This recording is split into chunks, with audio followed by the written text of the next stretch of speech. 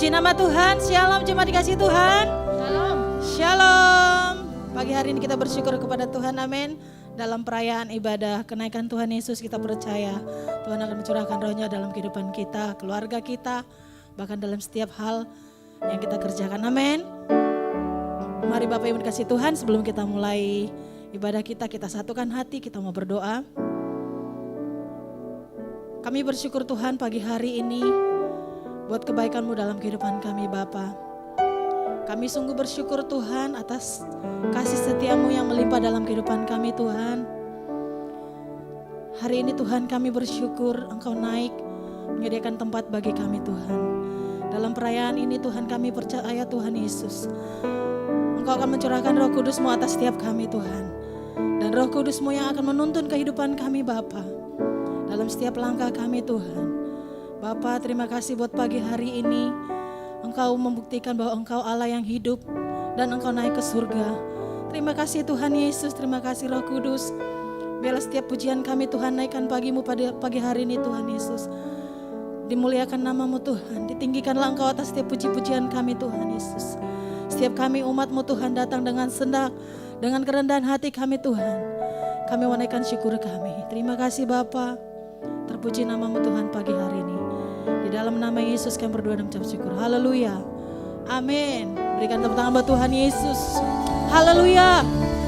Tuhan akan mencurahkan rohnya atas kehidupan kita. Amin. Haleluya. Mari kita sama-sama tepuk tangan jemaat yang di Tuhan. Yang di rumah-rumah, bahkan dimanapun kita memuji Tuhan Yesus.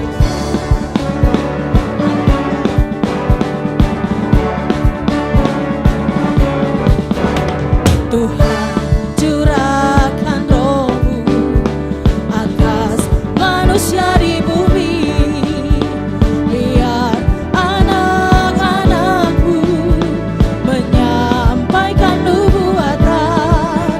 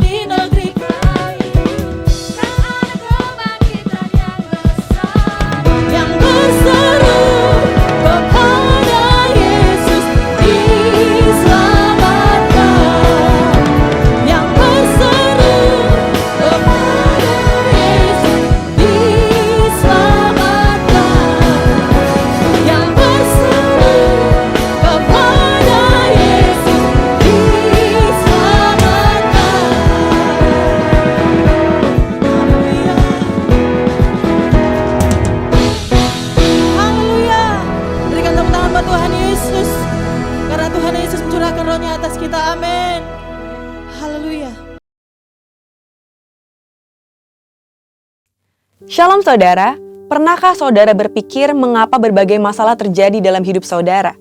Jika saat ini saudara sedang menghadapi berbagai pergumulan, ingatlah bahwa semua orang yang masih hidup di dunia ini tidak bisa lepas dari berbagai permasalahan dan kesulitan.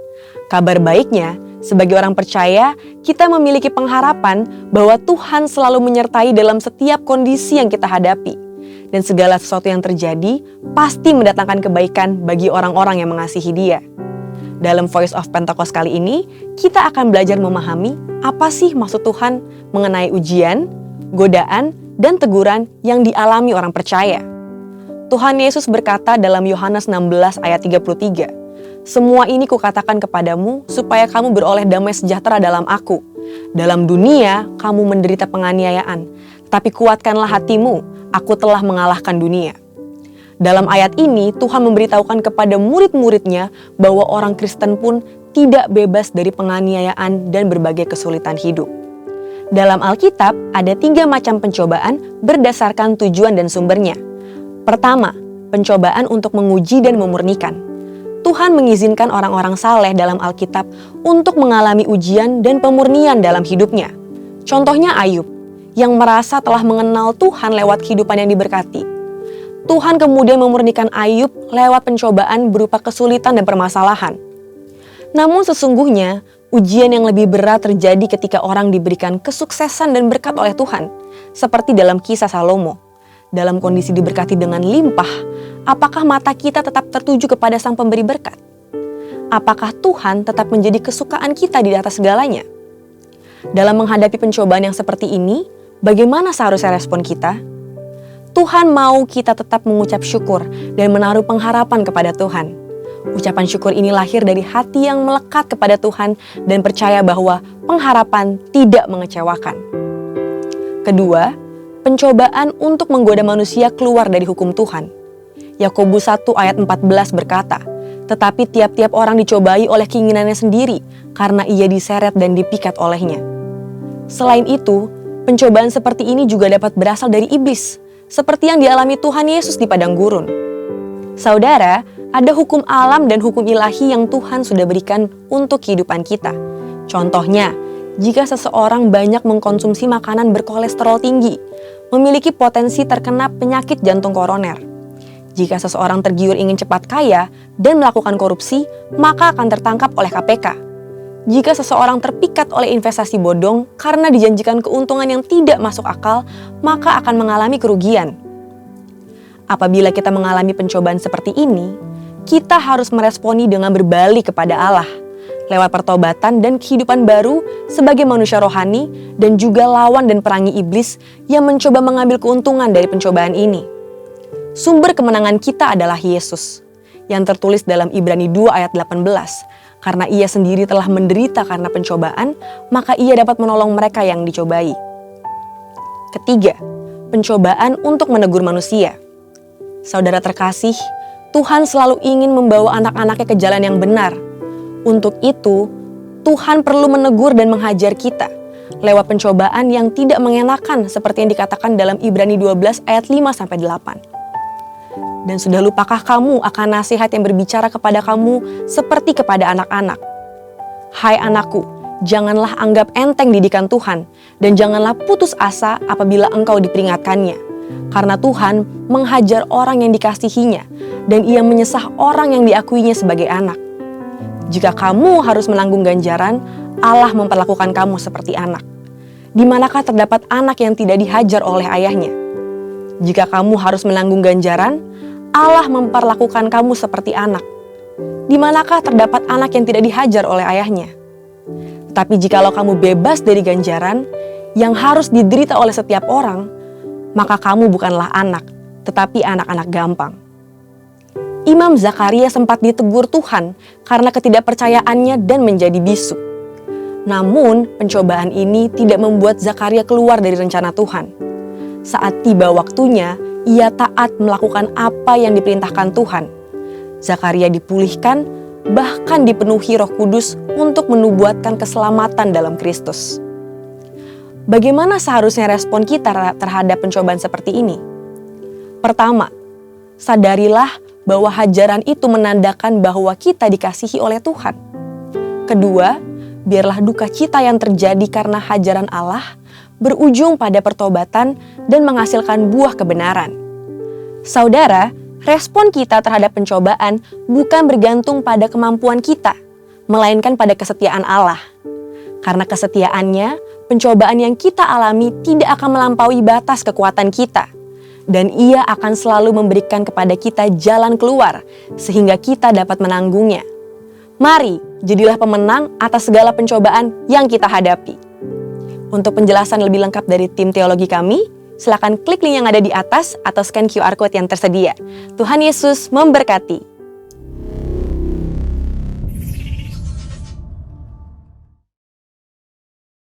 Terima kasih Tuhan Yesus. Terima kasih buat kebaikan-Mu Tuhan. Terima kasih buat roh-Mu yang manis. Terima kasih Tuhan. Haleluya Yesus. Ya Roh Kudus, ku haus padamu.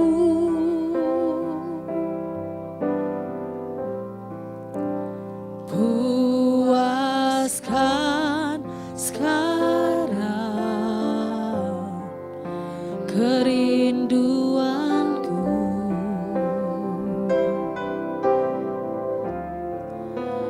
Ya Roh Kudus,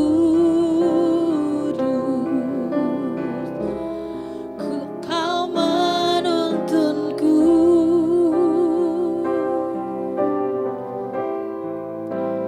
Pimpin langkahku, ku taat selalu. Nyatakan kemuliaan-Mu Tuhan. Nyatakan kemuliaan-Mu di tempat ini ya Tuhan. Allahku, beriku belas kasihan-Mu.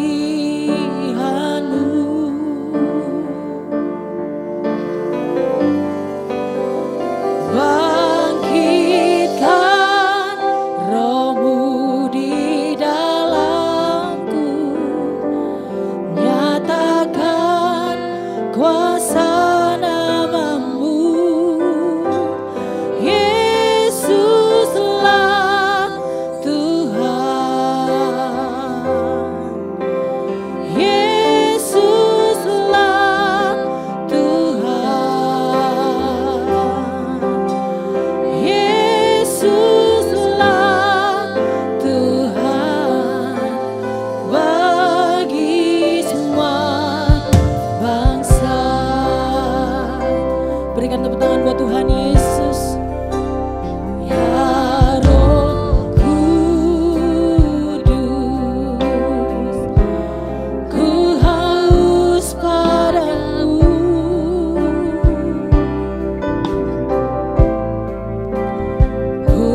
Puaskan sekarang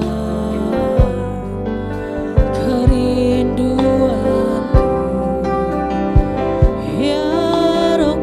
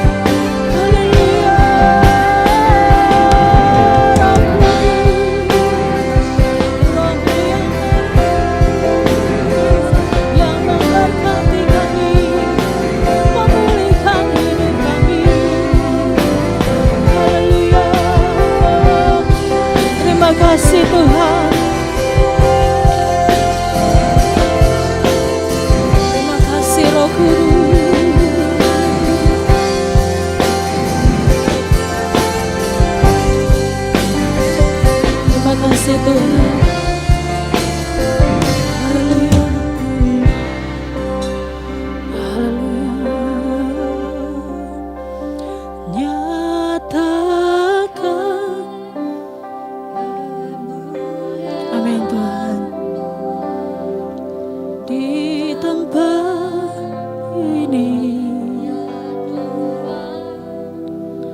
Allahku, beriku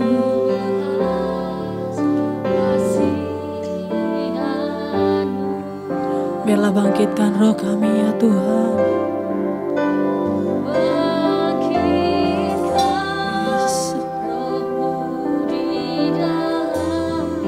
Amin. Nyatakan kuasa namamu,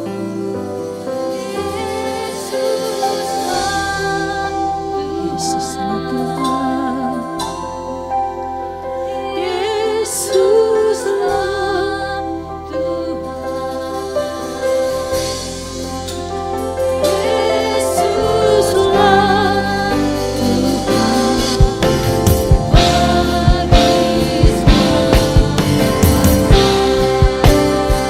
angkat tanganmu katakan, nyatakan kemuliaan di tempat ini ya Tuhan. Allahku, beriku belas kasihan-Mu. Bangkitkan rohmu Tuhan, rohmu di dalamku. Nyatakan kuasa namamu, Yesuslah Tuhan, Yesuslah Tuhan,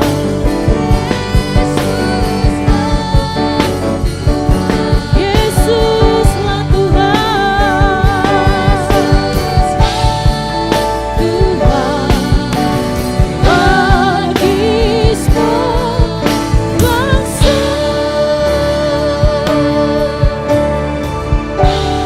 Dengan tepuk tangan buat Tuhan Yesus, sorakan haleluya. Terima kasih Tuhan, haleluya.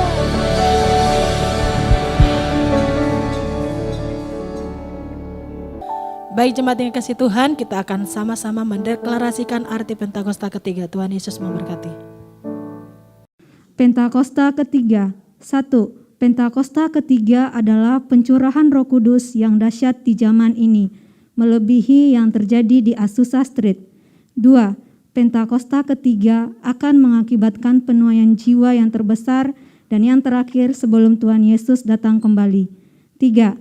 Pentakosta ketiga akan membangkitkan generasi Yeremia, yaitu anak-anak muda yang dipenuhi Roh Kudus, cinta mati-matian kepada Tuhan Yesus, tidak kompromi terhadap dosa, dan akan bergerak untuk memenangkan jiwa. 4. Pentakosta ketiga lahir di Indonesia dan bergerak ke bangsa-bangsa. Gerakan ini dari timur ke barat dan akan kembali ke Yerusalem. 5. Pentakosta ketiga akan memberikan kuasa untuk menyelesaikan amanat agung, dan setelah itu Tuhan Yesus datang kembali. Shalom. Ini pertama kalinya saya hadir di ibadah minggu. Ya, biasanya saya di WBI. Jadi salam jumpa lagi buat sahabat kita yang pernah ketemu di WBI ya, atau dalam kesempatan yang lain. Tetapi salam kenal buat yang baru pertama kali bertemu muka. Nama saya adalah Jonathan Prawira, dan saya selalu berkata bahwa saya percaya bahwa sekalipun kita belum pernah bertemu, saya boleh melayani Bapak dan Ibu bahkan sebelum kita ketemu. Lewat apa? Lewat lagu. Nah, lalu lagunya apa aja? Waktu itu saya sudah pernah kenalan ya. Jadi Bapak Ibu boleh silahkan googling aja, cari nama Jonathan Prawira. Nanti Bapak Ibu akan lihat ya lagunya apa aja. Karena kalau diperkenalkan semua lagu saya yang tercatat secara resmi, yang tercatat secara resmi itu ada 5.200 lagu Bapak Ibu ya kan. Terus waktu pada itu nah, mungkin Bapak Ibu akan baca baru tahu, oh ternyata ini lagunya Pak Jonathan, oh ini lagunya Pak Jonathan, gak apa-apa, Bapak Ibu itu sudah nasib saya ya kan. Yang penting upah kita besar di surga. Tetapi satu hal yang saya mau share juga bahwa ini bukan cuma soal kesaksian saya, ini adalah kesaksian kita semua. Sama seperti seorang penulis lagu ya, katakan punya kenyataan bahwa ya ketika dia berkarya belum tentu semua orang tahu gitu. Tetapi kalau bisa kita bertemu dan akhirnya tahu, itu betul-betul anugerah Tuhan. Betul nggak saudara? Jadi saudara jangan pernah merasa bahwa kalau apa yang saudara lakukan itu nggak diingat orang, ya tidak dihargai orang. Kenapa? Karena Tuhan selalu punya cara untuk membuat orang ingat kok ada kita. Amin. Tuhan cuma nggak mau kita cari pujian dari manusia, karena itu hanya sementara dan sia-sia. Tuhan punya selalu 1001 cara untuk mengapresiasi kita. Contohnya Daud. Sepanjang karirnya Daud melayani Raja Saul, ya jarang sekali kita dengar Raja Saul itu mengapresiasi Daud. Betul ya? Tidak pernah ada. Tetapi yang justru mengapresiasi dia adalah orang-orang yang tidak dikenal Daud, yang bernyanyikan bahwa Raja Saul mengalahkan beribu-ribu, tapi Daud berlaksa-laksa. Orang yang tidak dikenal bisa loh kasih apresiasi. Artinya Tuhan selalu punya cara untuk mengapresiasi kita. Bagian kita adalah mendingan mencari pujian dari Tuhan daripada cari dari manusia. Amin. Dan itu yang saya alami Bapak Ibu. Jadi kalau orang bisa kaget-kaget, oh ternyata Pak Jonathan bikin lagunya, saya tahu loh. Buktinya apa ya? Ini secara realitas. Bapak Ibu pasti punya lagu favorit dong. Iya kan? Nggak usah lagu rohani deh. Katakan lagu sekuler deh, lagu dunia. Ada lah ya lagu memori ya. Mungkin waktu pertama kali ketemu jodoh ya, di restoran saat lagunya. Nah, pertanyaannya Bapak Ibu tahu nggak siapa pencipta lagunya? Nggak mikirin kan? Tapi kalau bisa seorang Jonathan Prawira diingat oleh orang, itu artinya apa? Itu Tuhan loh yang menaruh hati. Betul, nama itu di hati kita. Sebab itu jangan tahu, Tuhan yang sudah menaruh nama saudara di hatinya, dia bisa taruh nama saudara di hati pasangan hidup saudara, di hati orang-orang yang saudara kasihi. Amin. Akan selalu mengingat apa yang kau lakukan. Tetapi memang itulah kenyataannya, memang kita harus hadapi. Saya percaya ya jemaat-jemaat di tempat ini selalu pengen melakukan yang baik.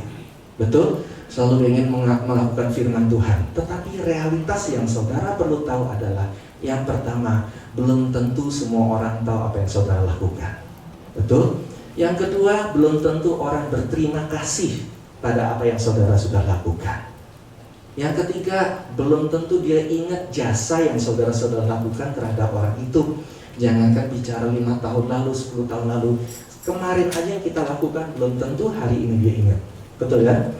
Lalu yang keempat adalah ketika saudara sudah melakukan yang terbaik yang saudara bisa, yang orang sering ungkit adalah kelemahan kita, kekurangan kita, keterbatasan kita, ya kan? Dan saudara sudah melakukan yang banyak loh. Kalau saudara boleh bisa hitung ya, berapa sih kebaikan saudara lakukan? Oh banyak, ada 100 mungkin.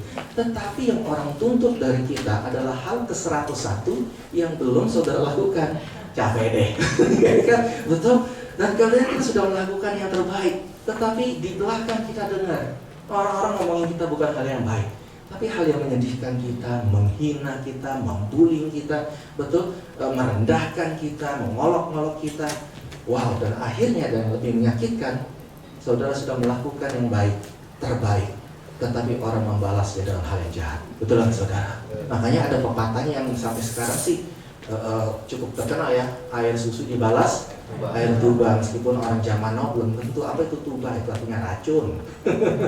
Ya jadi kita bikin zaman now sedikit ya. Pepatahnya jadi begini, kopi susu dibalas kopi sianida, saudara ya. Ya pada ngerti gitu ya kan, sakitnya tuh gimana gitu ya kan. Tetapi saya percaya hari ini ya, oleh arahan Roh Kudus, Bapak Gembala, Ibu Gembala mempercayakan saya melayani di sini walaupun beliau di Amerika, adalah untuk apa? Untuk menyampaikan pesan dari Tuhan buat saudara. Jangan berhenti melakukan yang terbaik. Amin. Jangan berhenti menjadi yang terbaik. Apapun pernyataan, apapun kenyataan dunia yang kita alami, apapun sikap orang lain yang kita alami. Kenapa? Karena ada janji Tuhan buat kita. Kita buka sebentar. Oke. Kita buka 1 Korintus 15 ayat 58. 1 Korintus 15 ayat 58.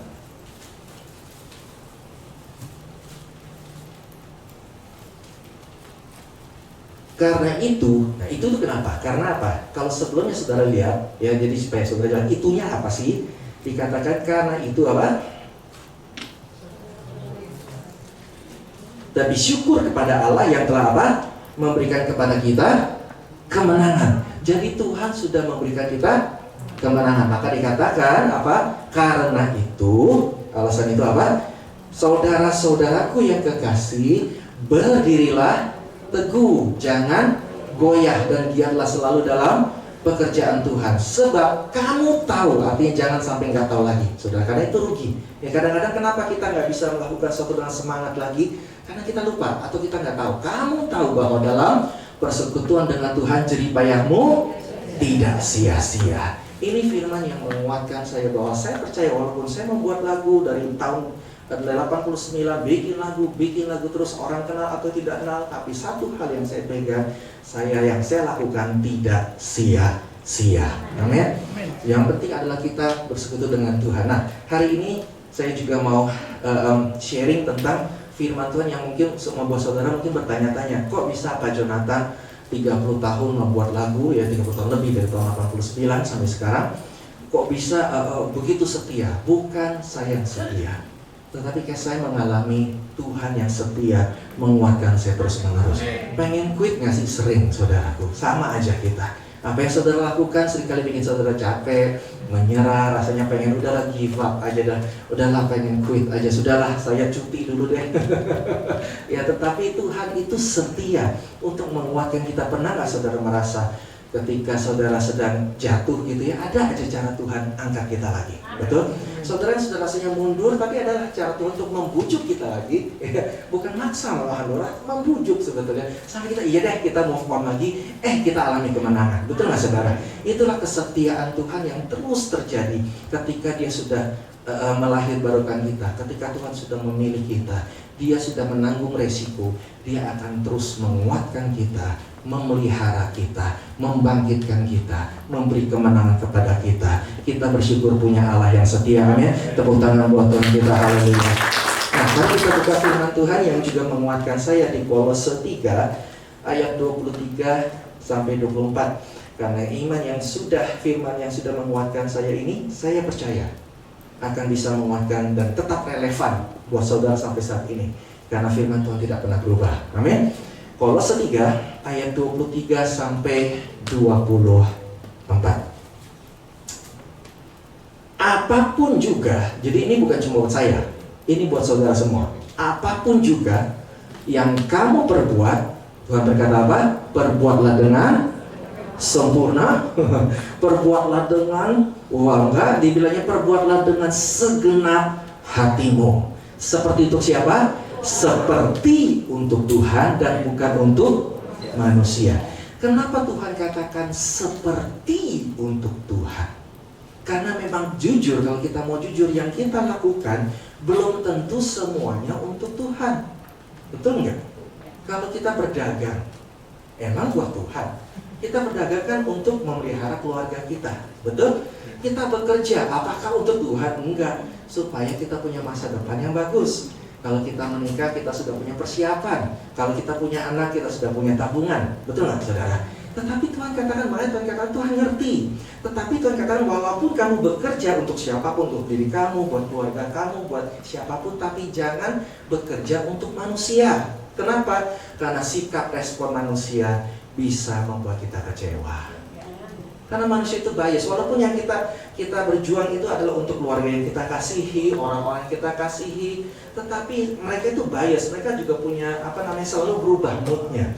Kalau saudara ketika bertemu dengan orang yang moodnya bagus, baru kita diam-diam aja, baru diri diam-diam aja, mereka sudah bilang, waduh baju kamu bagus amat, waduh muka kamu ceria, udah dipuji duluan, padahal belum ngapa-ngapain, betul saudara. Tapi kalau memang moodnya sudah jelek, saudara, biar saudara lakukan apapun buat dia adalah, enggak, kamu tetap jelek. Yang dia lihat selalu kekurangan-kekurangan kita, betul saudara. Itu kenapa Tuhan katakan, apapun yang kamu lakukan, meskipun itu buat anakmu, meskipun itu suami atau istrimu, meskipun itu dimanapun kita lakukan, untuk jemaat termasuk saya, untuk setiap ibadah buat saya adalah saya melakukan seperti untuk Tuhan.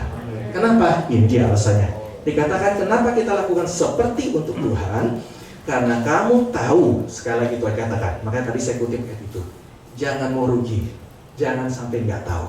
Ya, karena kamu tahu bahwa dari siapa? Dari Tuhanlah kamu akan menerima bagian yang apa? Ditentukan bagimu sebagai upah. Katakan bagian yang ditentukan.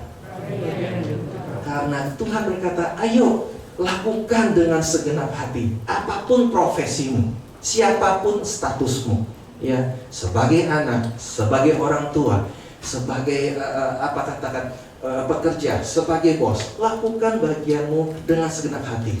Karena bagian yang sudah ditentukan Tuhan pasti jadi upahmu. Amin. Apa artinya bagian yang sudah ditentukan? Artinya begini, saudara. Sometimes kita pikir orang bisa ngambil bagian kita, harga diri kita, ya, nama baik kita, hasil kerja kita diambil oleh orang. Ya, saya juga pernah ngalamin lagu saya diakui oleh orang lain. Bisa aja orang bisa melakukan apapun yang kita nggak terbayangkan, sampai kita heran-heran. Loh, kok bisa ya? Tetapi Tuhan selalu bilang kalau emang itu buat kamu, tidak ada yang bisa mengambilnya. Amin. Bahkan kalaupun sudah diambil oleh iblis seperti Ayub, hartanya diambil oleh iblis, Tuhan gantikan bukan seperti semula. Tuhan gantikan 2 kali lipat dari semula. Tepuk tangan buat sifat Tuhan yang luar biasa. Karena Tuhan sudah berikan pada kita, nggak ada yang bisa diambil. Tetapi sebaliknya, kalau saudara punya sesuatu yang saudara sudah pegang, saudara sudah handle dengan baik, saudara sudah jaga sebisa mungkin, pertahankan sebisa mungkin, itu lepas dari kita, ikhlaslah. Itu memang bukan bagian yang ditentukan buat kita. Lepaskan supaya apa? Saudara bisa dapat bagian upah lain yang Tuhan sudah sediakan yang lebih baik buat kita. Amin. Lepaskan. Kalau saudara terus pegang itu, saudara nggak bisa move on untuk menerima hal yang terbaik yang sudah Tuhan berikan buat kita. Nah, sekarang kata kuncinya adalah segenap hati. Bapak Ibu, ini yang saya lakukan sebagai penulis lagu. Karena sebagai penulis lagu saya punya 2 syarat untuk tidak menjadi penulis lagu. Loh, terbalik ya. Saudara mungkin saya dengar, ya benar, saya punya 2 syarat untuk tidak menjadi penulis lagu. Yang pertama, saya tidak hobi musik. Nah, lucu kan? Tidak hobi musik ya. Jadi kalau orang lain senang karaoke, senang apa, musik, saya tidak hobi. Hobi saya bukan itu, saudara. Dan kedua, sudah nggak hobi musik, saya dulu nggak terlalu ngerti memuji Tuhan pentingnya apa. Buat saya, ibarat musik itu pelengkap pekerjaan, ya puji-pujian itu pelengkap ibadah ya. Sama kan perbandingannya, komparatifnya kan begitu kan. Musik kan cuma pelengkap, kita lagi kerja daripada sepi-sepi ya dengan suara yang gagap, dengan suara musik aja lah gitu ya kan. Dan demikian juga saya ibadah, masa datang-datang ibadah persembahan, saudara kan. Ya nyanyi-nyanyi dulu biar happy. Buat saya cuma gitu. Loh, kok bisa Tuhan milih saya? Itulah yang namanya kasih karunia Tuhan cukup buat kita. Amin. Jadi kalau saudara, iblis itu selalu mengingatkan saudara, selalu ada yang kurang.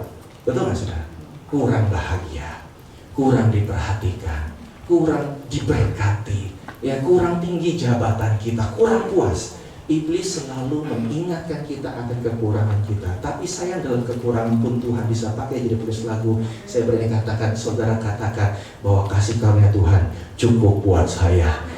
Tapi saat saudara sudah puas akan apa yang Tuhan berikan, lihat, Tuhan bisa berikan saudara lebih daripada yang saudara bayangkan. Daud itu sudah puas menjadi gembala. Tidak pernah Daud mengeluh dan bilang, Tuhan adalah gembalaku, kapan aku jadi raja? Nggak pernah, saudara. Dia sudah happy jadi gembala, ya kan? Tetapi karena Tuhan lihat, walaupun Daud sudah puas jadi gembala, Tuhan melihat, no, hati seperti ini, kapasitas seperti ini, Tuhan mau diangkat lebih tinggi. Karena Tuhan ciptakan kita bukan jadi orang yang biasa-biasa saja. Tuhan selalu menciptakan kita supaya kita menjadi orang yang luar biasa di tangan Tuhan. Tepuk tangan buat Tuhan kita, haleluya.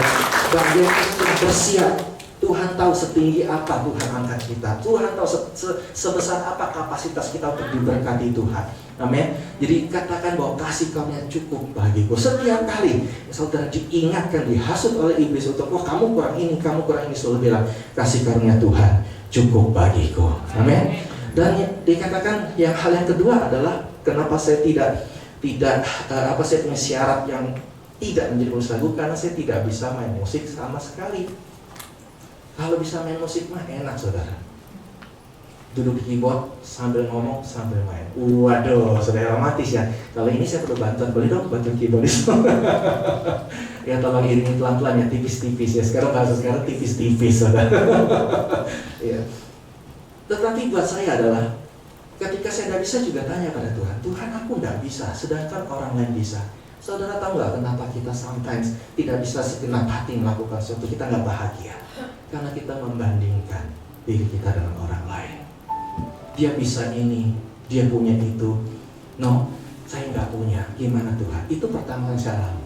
Tetapi setiap ketika lagu-lagu itu jadi seperti Allah peduli dan orang bilang terima kasih Pak Jonathan, lagunya menguatkan saya diingatkan firman Tuhan yang tadi bahwa di mana kelemahan kita, justru dalam kelemahan kita kuasa Tuhan sempurna. Amin. Jangan pernah diintimidasi iblis karena engkau memang saya nggak bisa ini, saya nggak bisa itu. Justru di mana engkau tidak bisa, Tuhan bisa menyempurnakan dengan kuasanya. Bagian kita fokus apa yang kamu bisa. Waktu itu saya diberitahu, jadi apa yang saya bisa? Saya cuma punya pen, saya cuma punya kertas. Waktu itu belum ada uang untuk di voice recorder dan sebagainya. Cukup, lakukan. Ketika saya lakukan, lagu demi lagu mengalir sejauh timur dari barat. Sungguh indah kau Tuhan, arti kehadiranmu Allah peduli dan menjadi berkat buat semua. Itu bukan saya, tapi firman Tuhan berkata, kasih karunia Tuhan cukup bagiku, dan dalam kelemahanmu kuasa Tuhan sempurna. Tepuk tangan buat kita hal ini. Cuma memang saya mengerti, pada akhirnya banyak alasan yang saudara kenapa kita tidak bisa segenap hati, dan iblis selalu usahakan supaya saudara nggak segenap hati.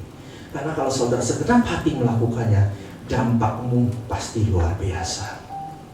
Dampakmu pasti luar biasa. Bahkan kita katakan, apakah di medsos bisa berdampak? Yes, makanya saudara banyak orang di medsos kenapa nggak bahagia? Karena membandingkan follower. Betul? Jangan mau lagi dibandingkan hal itu. Lakukan bagian kita.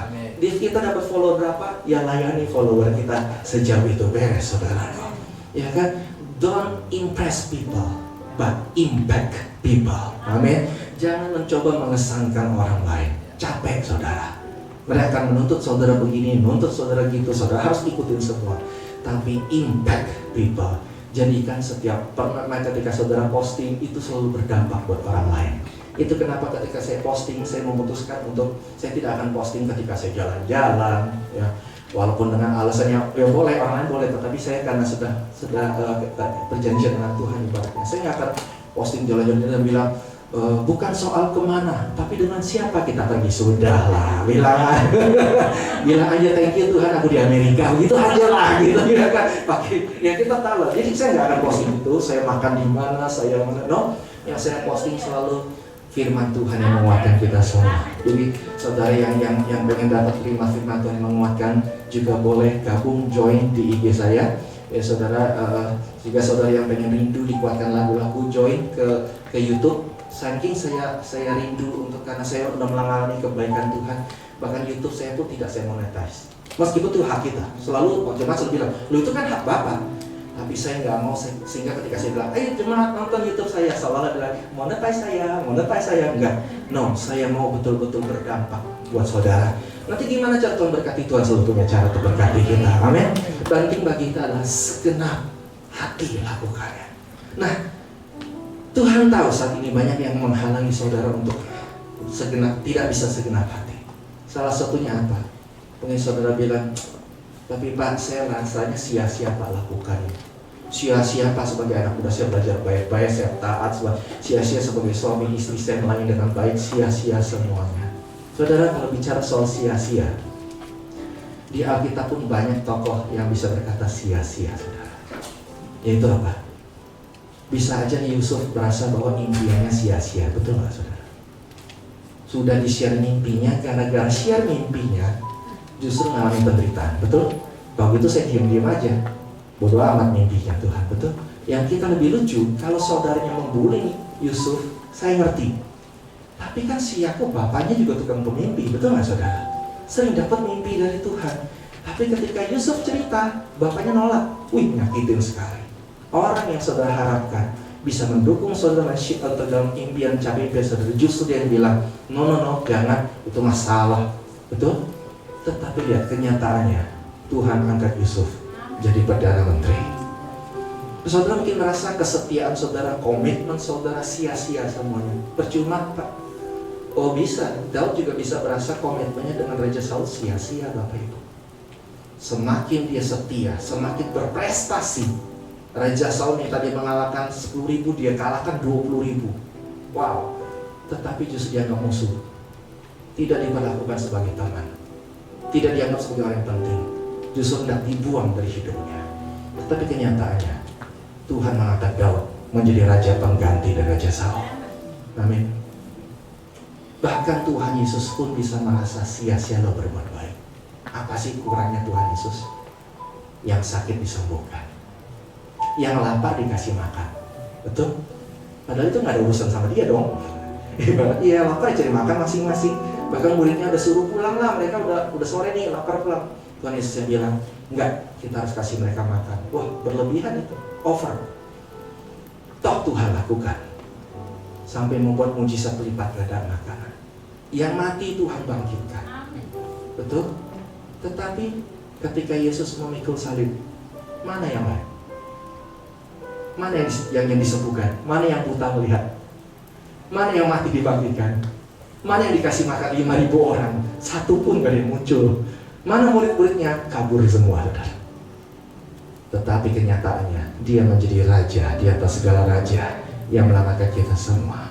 Artinya saudara boleh merasa sia-sia, perasaan kita bilang sia-sia. Tapi kalau saudara tetap segenap hati melakukannya, Tuhan akan menghasilkan sesuatu penuaian yang luar biasa buat hidup kita. Yang nanti katakan amin. Tepuk tangan buat Tuhan kita. Haleluya. Banyak sekali alasan kita untuk merasa tidak segenap hati. Tapi karena saya dikuatkan oleh firman Tuhan, oleh Roh Tuhan yang mengingatkan saya bisa move on terus. Dan saya percaya saudara sedang terjadi. Betul? Saya percaya saudara sedang, harapanmu sedang dibangkitkan lagi. Kekuatanmu lagi dipulihkan lagi. Ibaratnya Daud bilang, tandukmu lagi ditinggikan Tuhan lagi. Saudara yang tadinya sudah lemas, sekarang saudara punya kekuatan lagi untuk melakukan apa yang mesti saudara lakukan. Dan mungkin saudara bilang juga hal-hal yang bikin kita kesel apa sih? Merasa tidak dihargai. Itu setahu saya paling banyak sekali. Percuma Pak, saya lakukan. Ya ada saya dihina dulu. Betul, tidak dihargai. Tapi tahukah saudara, ketika Yusuf melakukan kebaikan buat juru minuman, toh dilupain juga. Betul?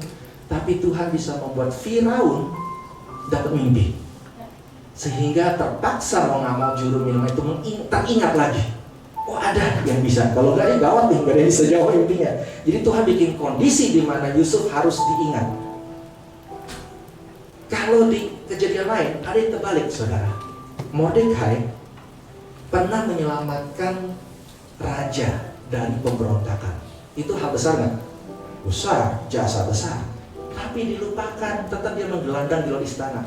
Kita taunya Esthernya di dalam istana. Ini pamannya menggelandang di luar. Tapi terbalik, raja, Tuhan bikin rajanya nggak bisa tidur. Kalau tadi bisa dibikin tidur, ini dibikin nggak bisa tidur. Seorang sultan, raja tidak bisa tidur, ngapain saudara? Dia bisa kalau kita pernah lihat di internet ada yang bilang nggak bisa tidur nih, beli mobil aja widih, kan? Apalagi raja ya nggak bisa tidur nih, perangan, kan? No, dia berpikir apa? Dia ke perpustakaan, digerakkan Tuhan ke perpustakaan, baca sejarahnya dan melihat ada orang yang pernah menyelamatkan dia dari kudeta, dan dia bertanya, orang ini pernah dikasih apa? Tidak pernah dikasih apa-apa. Dan Mordekai dapat penghargaan yang terbaik dari rajanya. Artinya apa? Tuhan bisa pakai segala cara. Terus Tuhan bisa pakai siapapun untuk mengapresiasi kita atas apa yang kita lakukan. Jangan pernah merasa tidak dihargai, karena Tuhan pasti menghargai kita. Tepuk tangan yuk buat Tuhan yang mengapresiasi kita. Sebab itu jangan pernah merasa bahwa ketika saudara menolong A, bantuan harus dari A. Ketika saudara menolong A, bantuan bisa dari B sampai Z, saudara. Amin. Amin. Jangan hanya membatasi saudara bahwa hanya harus si A yang menolong kita. Dan lucunya kalau orang nggak ngerti itu, saudara pernah dengar nggak orang yang ditolong Tuhan tapi kepahitan? Ditolong loh, tapi kepahitan. Pernah nggak dengar orang bilang gini, saudara? Komplain gini, saya nggak percaya saudara-saudaraan, keluarga-keluargaan, gereja-gerejaan, nggak percaya. Kenapa? Karena waktu saya susah nih, bukan saudara saya nolong, bukan gereja yang nolong, tapi orang yang gak dikenal, yang beda dari kita, dia loh yang nolong. Jadi nggak usah bilang saya gereja-gereja dulu. Terbalik saudara. Justru itulah cara Tuhan nolong kita. Saat tidak ada yang nolong kita, Tuhan bisa pakai orang asing pun, malaikat tidak bersayap untuk datang, burung gagak untuk mengantarkan roti buat kita. Tepuk tangan paling meriah buat Tuhan. Jangan kepahitan lagi ya, saudara ya. Karena Tuhan selalu punya cara bahwa Dia adalah sumber pertolongan kita. Makanya Daud berkata, aku melayangkan mataku ke gunung-gunung. Ngapain lihat gunung, saudara? Karena Daud bilang, percuma ngeliat orang. Betul? Mereka aku bertanya, dari manakah pertolonganku? Pertolonganku datangnya dari Tuhan, sumber pencipta langit dan bumi. Amin. Supaya kenapa? Supaya dia bisa tetap segenap hati melakukannya. Dan yang paling parah, bisa ambil yang paling membuat kita rasanya tidak bisa segenap hati adalah merasa dijahati orang. Betul? Wah, itu udah parah sekali. Nah, mari kita lihat Yakub. Ketika Yakub mencoba merebut berkat dari Esau, dibantu oleh mamanya Ribka. Kayak drakor ya saudara ya. Ada konspirasi. Waduh, kita paling seru kalau drakor kayak begitu ya kan. Berhasil nggak? Kelihatannya berhasil. Yakub diberkati oleh Esau. Yang mestinya berkatnya Esau diambil oleh Yakub. Ya, kelihatannya. Tapi apakah betul dia diberkati? Dia kehilangan semuanya. Betul nggak?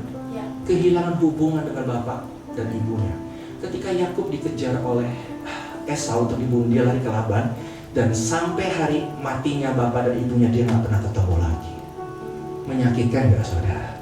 Itu bukan diberkati. Kalau dulu ada WA, ada Zoom masih mending saudara ya kan? Ini nggak ada. Dan dia kehilangan hubungan dengan Esau. Kelihatannya tidak dapat apa-apa ketika dia berusaha lakukan sendiri. Tapi ketika dia segenap hati, karena dia sudah bertemu dengan Tuhan di Betel, ketika dia di Laban, walaupun dikerjai Laban, dikerjai 7 tahun tambah 7 tahun, dan katanya gajinya diubah melulu, ya kan? Hanya mereka berdua yang tahu apa yang terjadi, saudara. Tetapi ketika Yakub keluar dari Laban, dia tambah diberkati secara nyata oleh Tuhan. Kalau kita sudah diperkenan oleh Tuhan, kita sudah segenap hati melakukannya, dunia boleh mengajari kita, Tuhan bisa memberikan kita upah jauh lebih besar. Katakan amin, tepuk tangan buat Tuhan kita. Haleluya. Dan yang terakhir adalah saudara, kalau gitu bagaimana dengan Esau? Esau kan korban penipuan Yakub loh. Ketika Yakub sudah diberkati oleh Ishak, waktu Esau datang, berkat Yakub bapak lo habis berkatku, kata Ishak. Apa aja deh, apa aja, malah dapatnya hal yang jelek sekali. Makanya membuat Esau marah dan mau membunuh Yakub karena emosinya terpancing. Marah, dia merasa ditipu.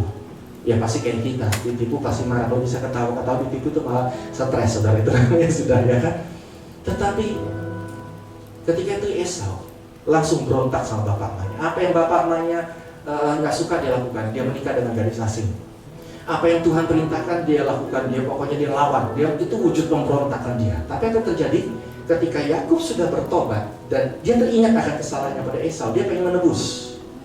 Jadi caranya dia pakai hikmat, dia kirim dulu hadiahnya kepada Esau, nggak tahu pakai apa.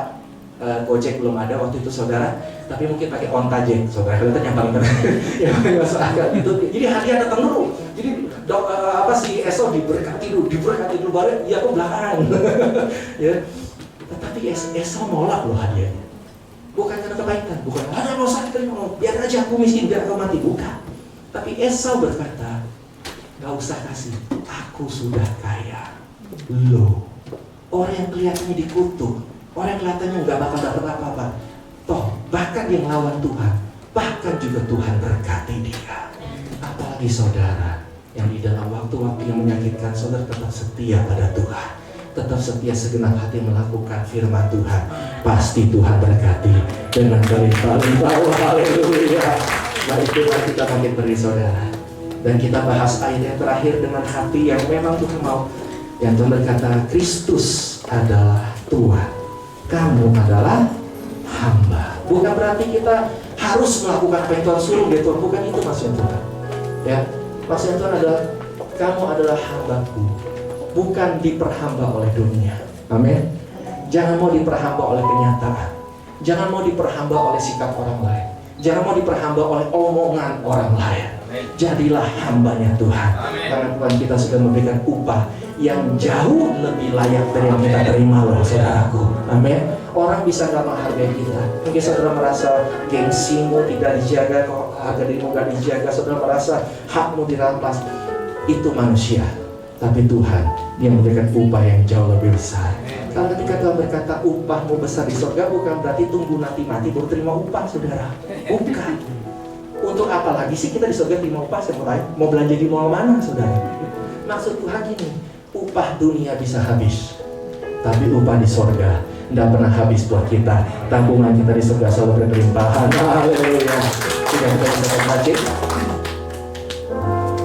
Saya berkata, inilah yang ku punya, hati sebagai hamba yang taat dan setia padamu Bapa, kemanapun ku bawa, hati yang menyembah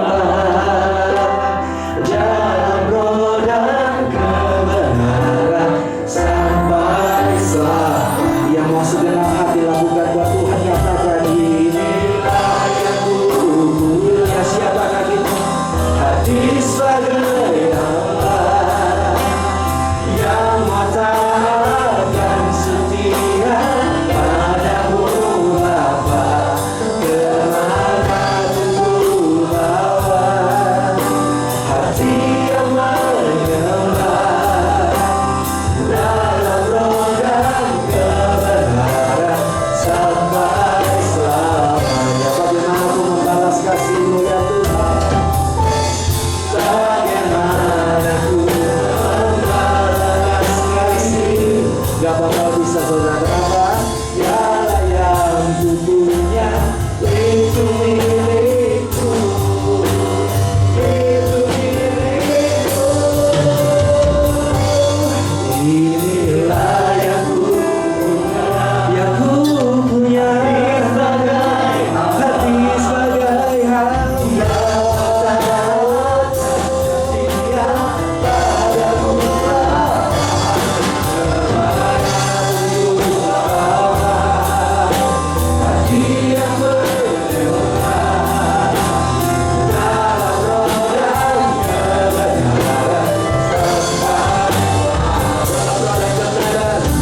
dalam roh dan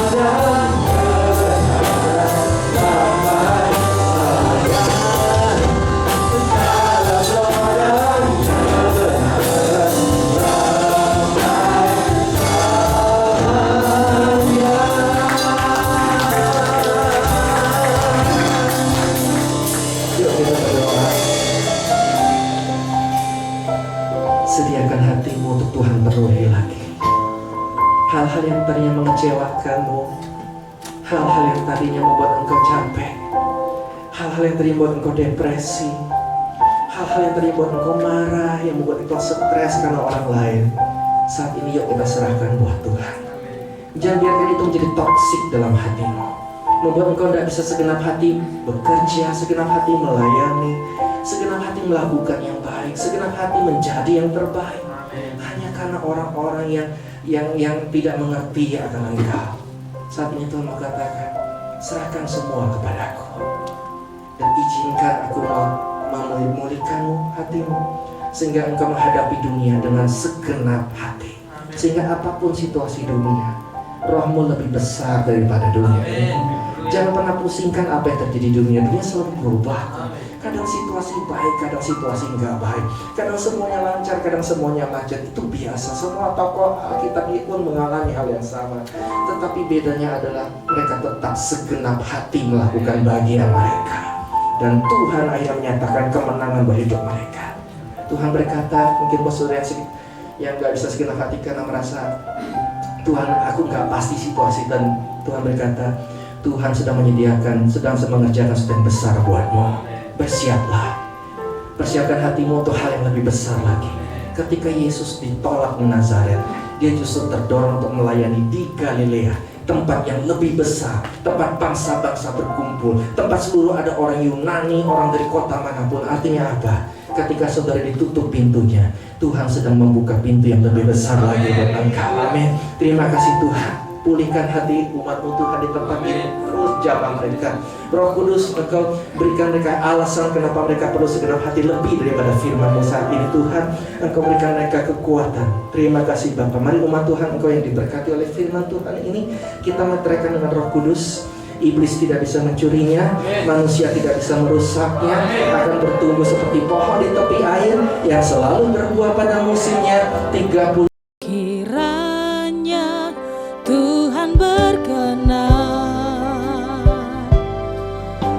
memberkati rumah keluargaku. Apa yang telah Tuhan berkati, diberkatilah untuk selamanya. Sebab Tuhan melindungi, Tuhan menyinari dengan wajah-Nya, memberi kasih karunia, damai sejahtera. Tuhan Yesus berkati. Tuhan Yesus berkati.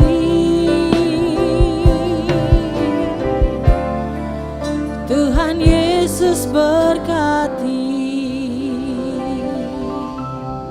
Terima kasih Tuhan, terimalah berkat kasih Allah berlimpah-limpah di anaknya Yesus Kristus dan persekutuan indah dengan Roh Kudus mulai hari ini sampai Yesus datang kedua kali menjemput kita di awan permai, bahkan sampai selama-lamanya. Yang percaya sama-sama ucapkan amin.